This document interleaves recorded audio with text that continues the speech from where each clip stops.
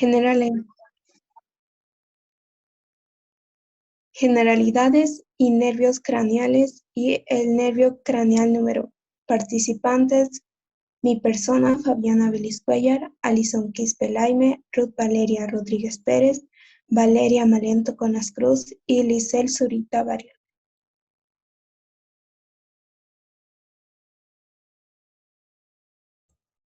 Bueno, mi nombre es Licencia Cerita Barreneo y hoy yo les voy a hablar sobre lo que son los nervios craneales. Los nervios craneales, o más conocidos como pares craneales, son los 12 nervios del sistema nervioso periférico que emergen desde los forámenes y fisuras del cráneo.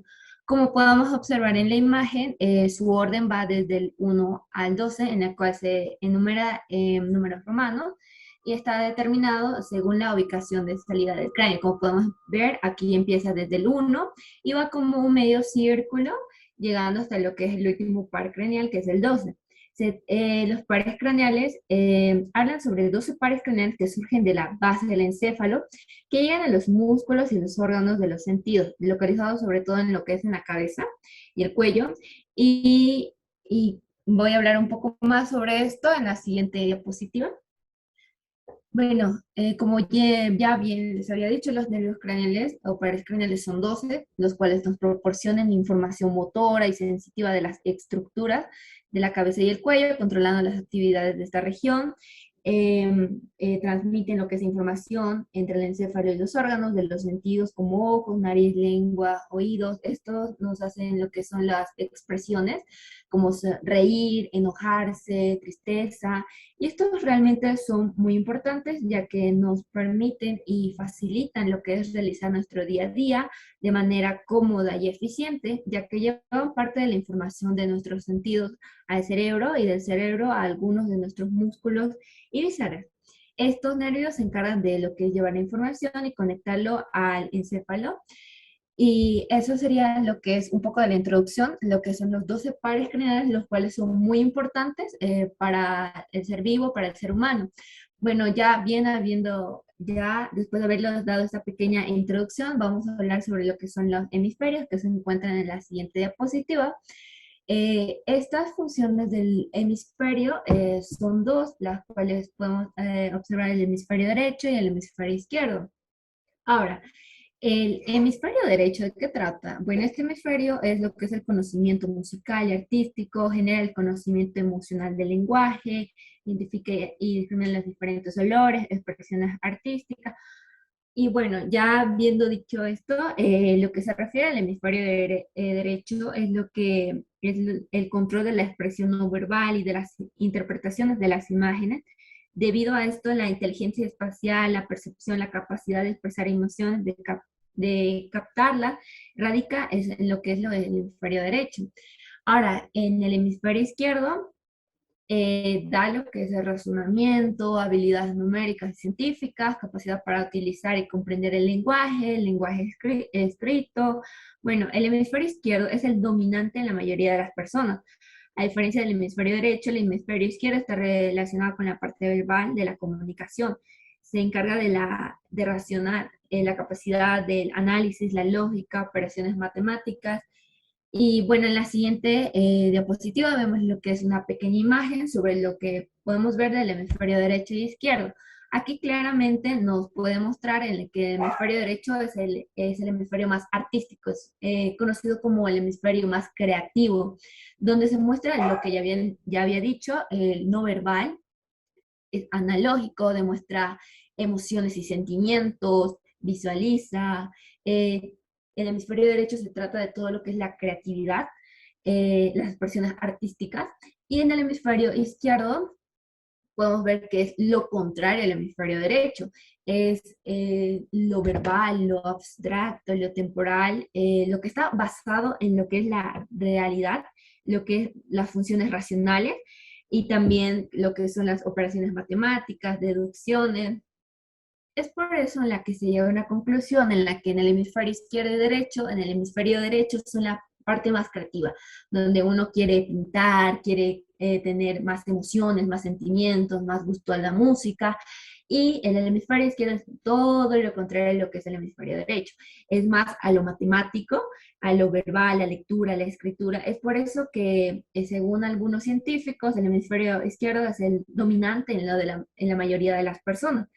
Y bueno, eso sería todo, dando una pequeña introducción de lo que son los pares craneales y los hemisferios. Y ahora va a continuar mi compañero. Bueno, volviendo, mi nombre es Valeria Rodríguez Pérez y volviendo al tema de los nervios craneales después de la introducción. Estos nervios craneales llevan en sí fibras que pueden ser sensitivas, motoras o mixtas y dan origen a los nervios sensitivos especiales, nervios motores o nervios mixtos. Un nervio sensitivo es aquel que transfiere información que viene de los órganos sensoriales al sistema nervioso central.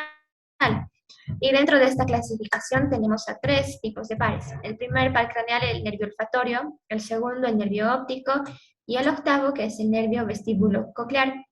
Los tres están relacionados con el olfato, la vista y la audición, y se ubican, ¿no?, en la cabeza.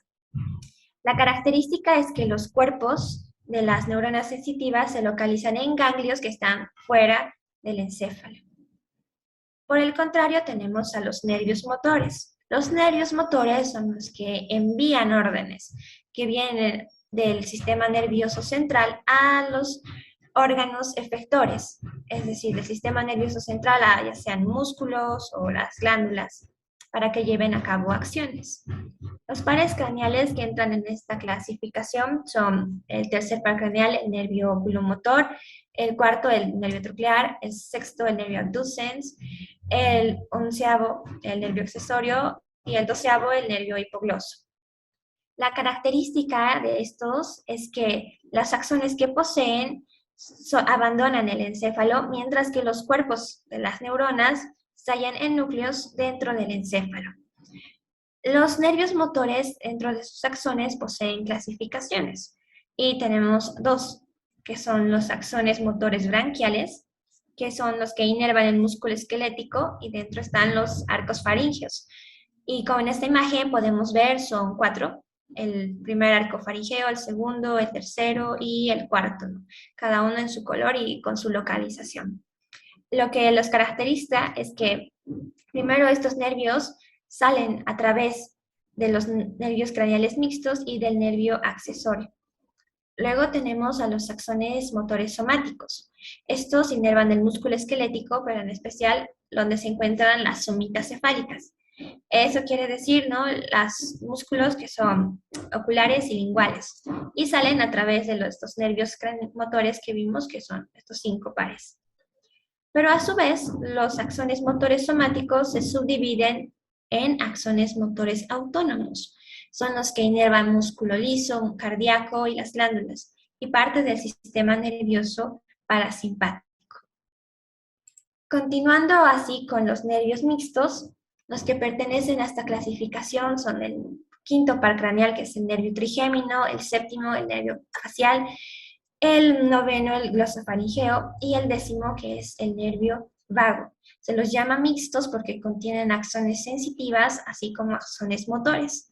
Tal es el caso del nervio facial, que por ejemplo la parte sensitiva es la que transmite las sensaciones de tacto, de dolor y de temperatura, mientras que la parte motora es la que inerva los músculos del oído medio, de la cara, del cuero cabelludo y del cuello. Estos pares craneales, a pesar de que hablamos en singular, son dos, no son pares, y se los analiza dependiendo de acuerdo a su función, a su estructura, a su localización. Y tomando en cuenta la correlación clínica que tenemos, vamos a hablar sobre la anestesia dental. Este es un procedimiento que se hace, ¿no?, para eliminar la sensibilidad de cierta zona. En este caso, para bloquear los nervios que se encargan de generar y transmitir el dolor en la boca. Por ejemplo, si se quiere aplicar la anestesia en el maxilar inferior, lo que se hace es primero aplicarla al nervio alveolar inferior. Este nervio es un ramo del nervio mandibular, y el nervio mandibular procede del nervio trigémino. Entonces vemos nervio trigémino, luego viene el nervio mandibular, el ramo del nervio sería el nervio alveolar inferior, para inervar una parte, la mitad de la mandíbula. Cuando se inerva este nervio, también se inerva lo que es el nervio mentoniano, porque este es un ramo del nervio alveolar inferior. Además, para inervar la parte inferior también se lo hace con el nervio lingual, porque está muy cerca del nervio alveolar inferior. Y esto se puede sentir cuando se siente la anestesia ahí en el labio inferior. Pero lo contrario ocurre cuando se quiere anestesiar la parte superior, el maxilar superior. Aquí la anestesia se aplica en el nervio maxilar y a su vez esta procede a ir hacia las terminaciones nerviosas alveolares superiores, que son los ramos del nervio maxilar que procede del nervio trigémino. Lo que pasa en ambos casos, lo que sucede es que cuando se aplica la anestesia, la solución anestésica se inserta a través de las raíces de los nervios dentales que van a tratarse, anestesiando toda el área necesaria. Y a continuación vamos a explicar más a fondo los nervios craneales, en especial el nervio craneal 1.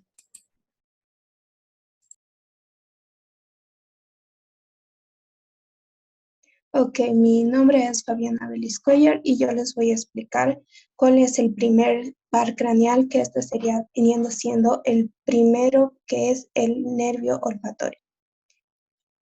El nervio olfatorio es enteramente sensitivo, contiene axones que conducen impulsos nerviosos del sentido de nuestro olfato. Y este también tiene receptores que son neuronas bipolares del epitelio olfatorio. También tiene axones que pertenecen a los receptores olfatorios y estos atraviesan una lámina cribosa. Puedes pasar la siguiente diapositiva, por favor.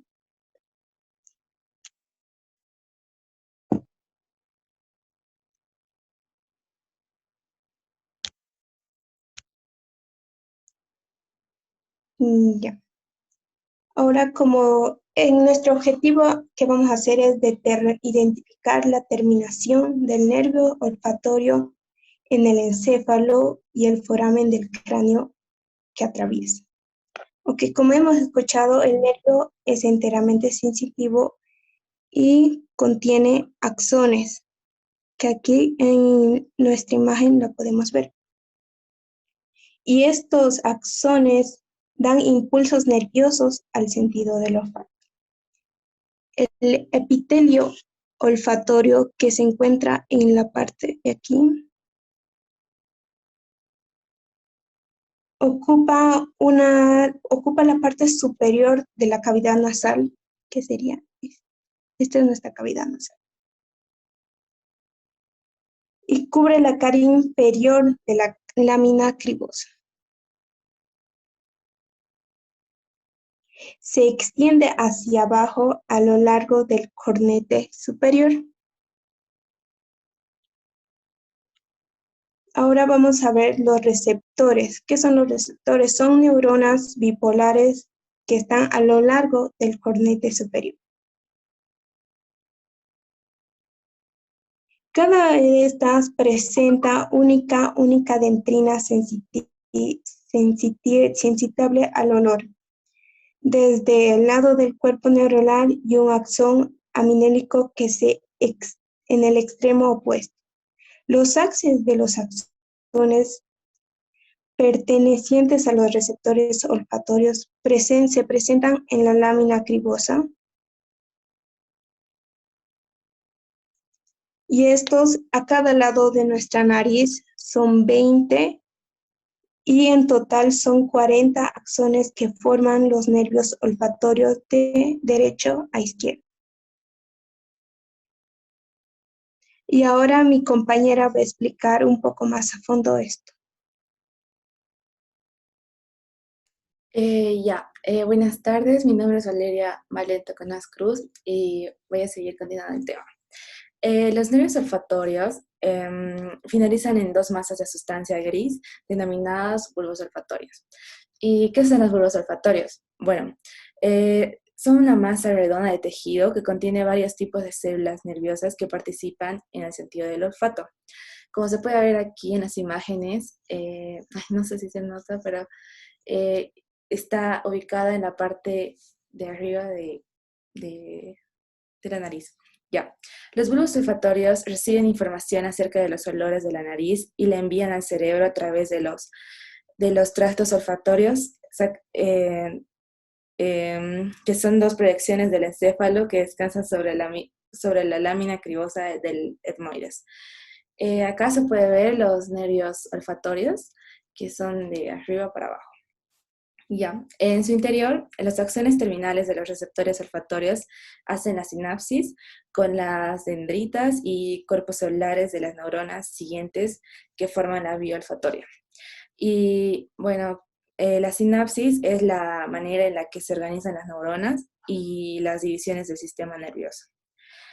Ya, entonces los axones de estas neuronas constituyen los tractos olfatorios, que es la continuación del bulbo, de los bulbos olfatorios, los cuales se extienden hacia atrás y, y desde los bulbos olfatorios, como ya lo mencioné. Los axones de los tractos olfatorios finalizan en el área olfatorio primario del lóbulo temporal de la corteza cerebral. Gracias. Okay. Gracias. Ahora sigue mi compañera. Bueno, mi nombre es Alison Quispe-Laime. Yo les voy a hablar un poco sobre la localización del epitelio olfatorio. Bueno, aquí podemos decir que en la parte... Esperen un rato, voy a activar el lapicito.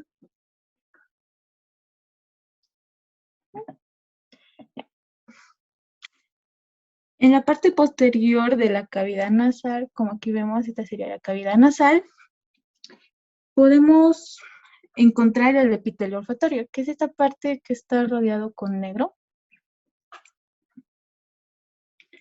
En sí, el epitelio olfatorio está compuesto por un epitelio cilíndrico pseudoestratificado y que este tiene una gran cantidad de células calciformes.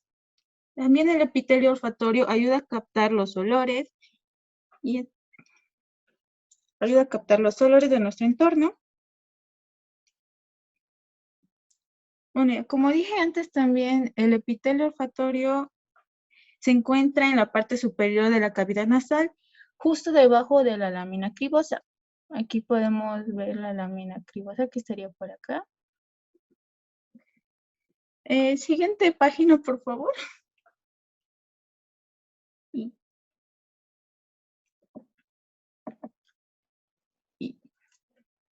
Ay, no se borra. Ya. Justo también aquí podemos ver el bulbo olfatorio, que en sí el bulbo olfatorio está en el lado inferior del cerebro, encima de cada cavidad nasal. Estos reciben información acerca de los olores, como ya dijeron anteriormente. A ver, en esta imagen se ve mejor. ¿Y dónde está mi lápiz? Ya. Aquí podemos notar el epitelio olfatorio que está aquí en el círculo. Se encuentra justo también debajo de la lámina cribosa, como ya dijimos antes.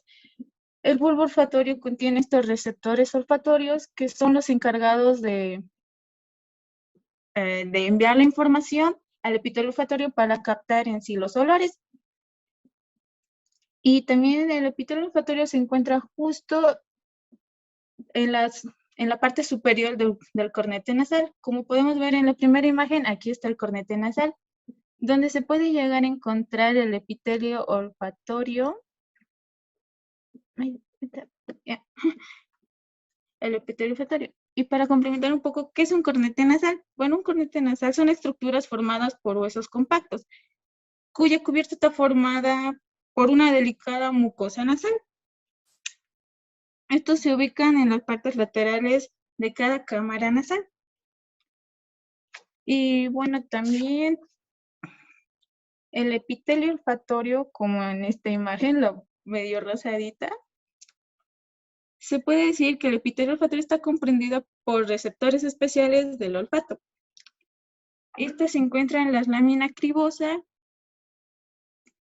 Y aquí no se ve. Ay, aquí se ve. En el otro imagen.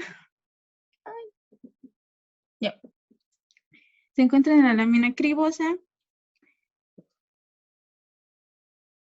Estos receptores salen de la lámina cribosa con un diámetro de 5 centímetros cuadrados, que ocupa la parte superior de la fosa nasal o de la superficie nasal, que cubre también la parte inferior de la lámina cribosa.